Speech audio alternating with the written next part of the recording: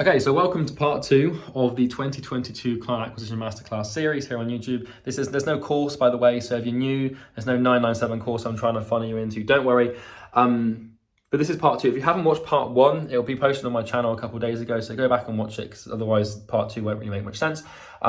This series is basically just me sharing my knowledge of some really intricate, high-level, advanced psychological knowledge that you can leverage to basically make client acquisition a lot easier for yourself. That's my mission with this channel, is to make client acquisition easy, and you do that through an understanding of psychology that's so deep and so intricate that you can basically make people dance when it comes to your acquisition. It's really fun. I love this stuff and I get really passionate when I talk about it. So this is part 2. We're going to cut the clip in and I'll see you in the end of the video. Liking, loving tendency. What this means is people are more biased to take action if they like or love the person that's asking them to take the action, or the thing that's taking the action on, right? So this is why YouTube is so powerful. If you want to know how to get someone to like you or love you, it's familiarity. It's basically how many impressions. So the chances are, if you've been watching my YouTube channel for 6 months, maybe you've been tuning in every now and then, like every week or so, you've probably been exposed to me and my face and my voice and my tone for quite a few hours if you've been watching my content for a while. And the chances are you like me. Now, not like me as in like romantic or anything, and you might not, and that's fine, but you probably have, if you thought about me, you'd probably think about me in a positive light, and you'd probably have a favorable emotional affinity to my existence. If you're explaining who I am to someone else, you'd probably say, yeah, he's a good guy. Now, you might not. I'm not going to blow my own trumpet, but when you understand how this stuff works, it becomes really evident what happens here. And basically, through YouTube, you build familiarity. Through consistent exposure of stimulus, you build familiarity. And familiarity creates love and it creates liking, right? And basically, it's pretty straightforward, but human beings that like other human beings are more likely to do what they ask. It's literally that simple. Also, if you love someone, like a family member, then you're more likely to behave irrationally in a way that benefits that person, if that makes sense. Now, we need to get a definition here on the irrational thing, because a lot of people think irrational means bad. Well, if you were doing something for your family, how could it be irrational? Irrational doesn't mean bad. It just means you're behaving in a way that you wouldn't otherwise behave if you weren't influenced by a certain thing, right? Or it's kind of it's irrational in the sense that the behavior, the way you're seeing the thing and the way you're behaving isn't necessarily in alignment with the laws of reality, and you're not seeing things clearly, if that makes sense. It's a really gray area, but basically if you hopped on a sales call with me, you'd be more likely to buy from me than you would be someone who you don't know. And the reason behind that is because you like me, you don't love me, but you're familiar with me and you like me. Another example of this is Stockholm Syndrome, right? It's really interesting, you can study it. Basically, if someone gets kidnapped and all they have in terms of human exposure is their kidnapper for years, then that person can be rescued, but then they want to go back to their kidnapper. So that's liking, loving tendency. How irrational is that? To be kidnapped by someone, probably tortured by them, and then after a year you get rescued, but then you want to go back to them. It's a real thing. There's cases of this happening. There's cases of people actually going back to find their kidnapper and become kidnapped again. And it's because they've become so familiar with the feeling of being kidnapped and the person who's kidnapped them that their brain has molded their identity around that, and now they want to chase that no matter what. And obviously that's irrational. On the contrary to that, you have the disliking, hating tendency. So if you hate someone, right, even if they say something that's true, you're probably not going to agree with it. This is a really dangerous thing. So let's say you hate Trump, right? If you hate Trump and you dislike him, or if there's someone that you dislike, I don't know, Andrew Tate or someone polarizing on the internet that you don't agree with, then what's going to happen is everything they say, you will filter through your dislike for them. And so you might dislike Trump, but he might give a piece of business advice that is perfectly sound, rational, objective, and would benefit you.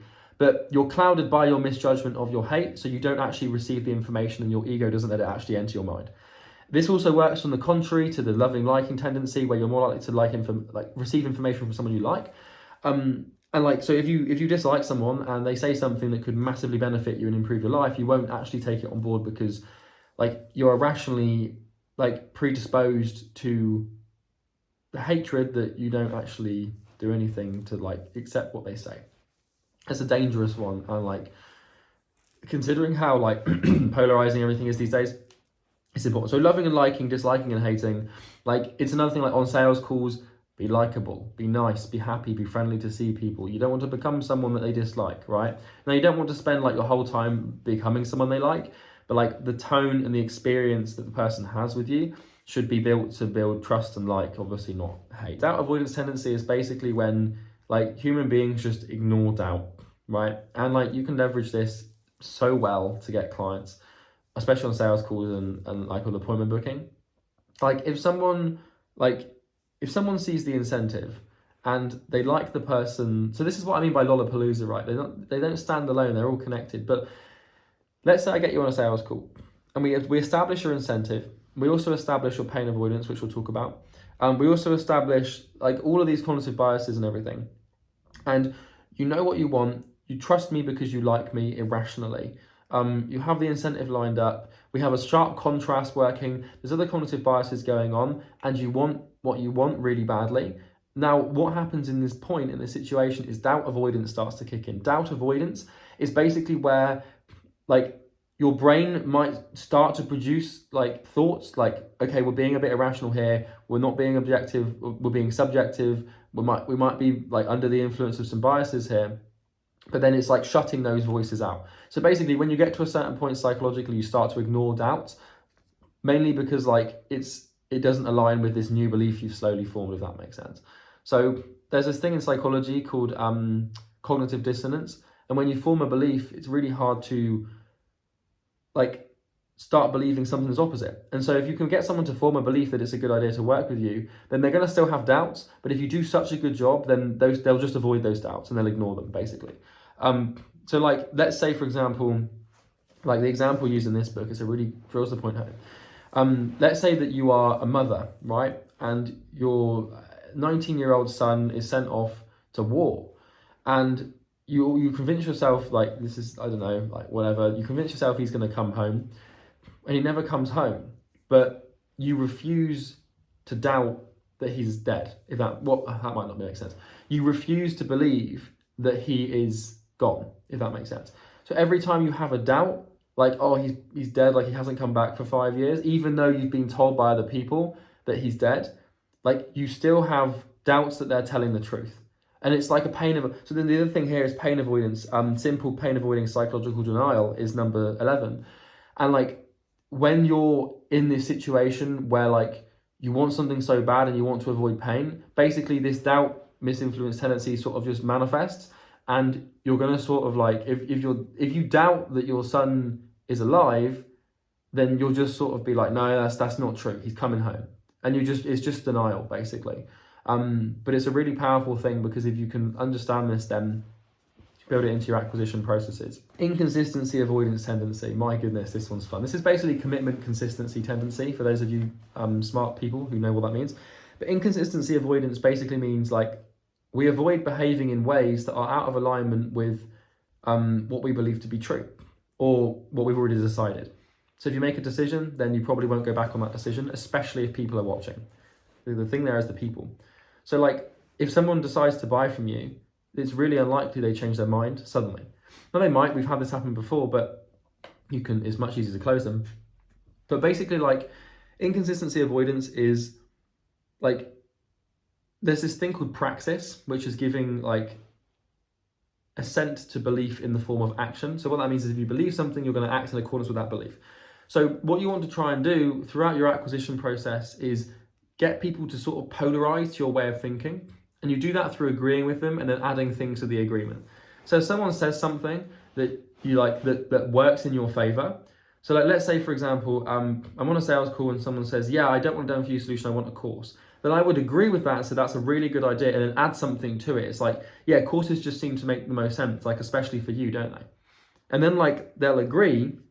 And then if you build enough of those throughout the call, then when it comes to the objection side of things, it's kind of like they're jammed, they've snookered themselves. They can't say no because you've established so many agreements, and now they have to behave and basically act in consistency and in alignment with what they've already established as agreement. So if someone says the course thing, and then they also say like they need a mentor and then they start just building these little points, you agree with them and you add something to solidify it. and to get them to re-agree with their own point. And then by the time you come to close them, it's like, right, so we've established this, and this, we're in agreement here. We've got this thing that you know is true. You've also got this as a belief. It all makes sense to me. Let's do this thing. It's all in alignment. We're perfectly lined up. Let's do it. And you can't like say no to that. And when you understand how to do this, sales gets really easy. You can also do this in sales outreach and stuff as well. Like if someone replies positively and they don't book a call, then like you can leverage that and say, hey, like you wouldn't say things are out of alignment, but you just keep reminding them like, hey, you replied positively, but we never heard back. That never really happens. You imply some social proof. You understand what this, like how this works. Like you need to layer stuff in, but it's like, you know, if someone replies to you and then they don't book a call, you can use that to basically say like, let's book a call because you already replied. We're halfway there. We might as well finish the job, right? You know, you've already agreed that this is a good idea. We just need to get this over the line. Like there's all sorts of things you can do. The curiosity tendency. This basically is just like human beings have a tendency to like, if you don't paint them the full picture, then they'll go mad, basically. Like, imagine like if you went to an art gallery and you could only ever see like half of the paintings, and then like, or if books, they only sold like half of the story, like, and then they said, well, to buy the rest of it is like 3 times more expensive than you would normally pay. Like, obviously that doesn't make sense. It's like a sandbox, like mental model. It's never going to be alignment with reality. But my point there is you would pay much more to go and see the other half in the museum and to buy the other half of the book than if you were able to buy the full book or the other, like the full museum. Obviously that's not a realistic example because it doesn't really work, but you see my point. So I like to do this, like most of my copywriting is just based around curiosity. And like I will drop things in there that create curiosity. And then when someone replies asking for me to clarify that or for more information on certain things, I then judo that curiosity and Aikido it and say, yeah, well, let's answer those questions on a call. It's like my best trick in the book, basically, for appointment booking. Well, I've got lots, but like it's one of my favorite ones to use, where you give them like a vague, brief idea as to how it works, and you layer that with incentives and social proof and liking, loving tendency and doubt avoidance and all these other things.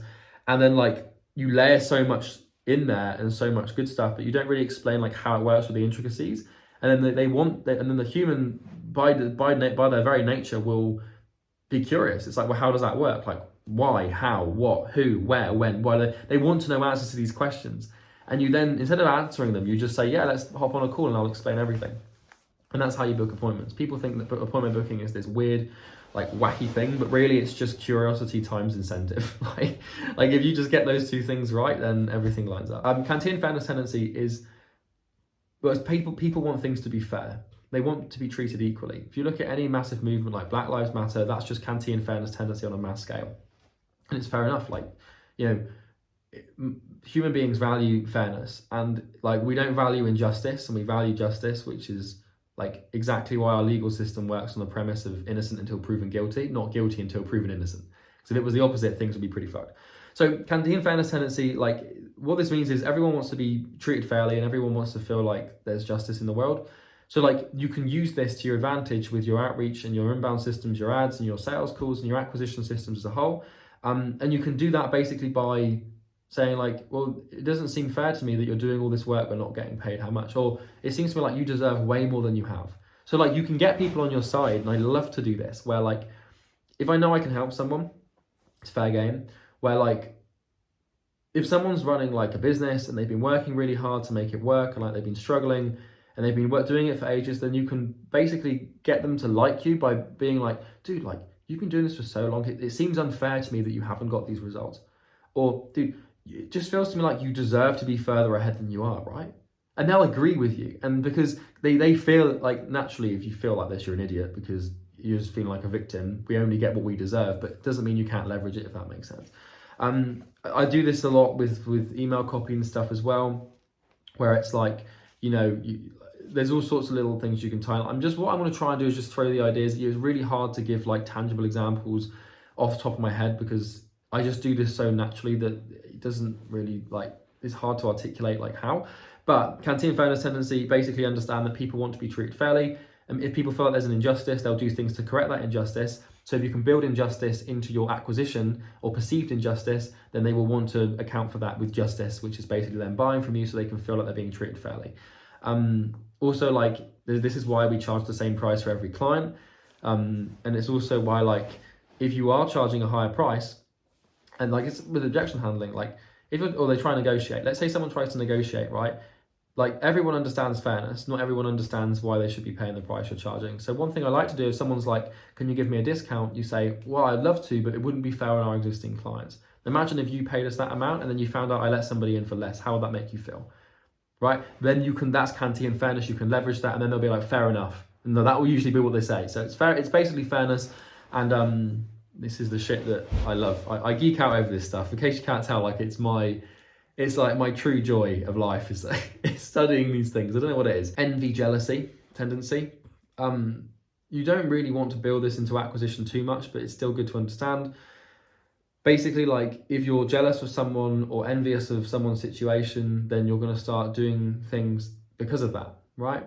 Like, it might be things that you shouldn't do. It might be like, maybe you're jealous of like how much money someone's making, and so you want to behave in ways that accounts for that jealousy, right? It's just an example. Reciprocation tendency, extremely powerful, very powerful. Basically, if I do something for you, you're more inclined to do something for me. The Ben Franklin effect also comes out of this. I think it's called, where like Benjamin Franklin, like, he made this idea where like he would do favors for other people, so they would feel naturally inclined to do favors for him in the past. It's kind of like the New York style of trading, like favor trading and stuff. But basically, like, if I do something for you, you're going to probably feel like you should do something for me, especially if you value Kantian fairness tendency. And also if you like me. And also, like, if you, like, it all ties in, because when you see the web of this, like, if you do something out of reciprocation, it's because of fairness, it's also because of incentives, right? It's also because it's because of inconsistency avoidance.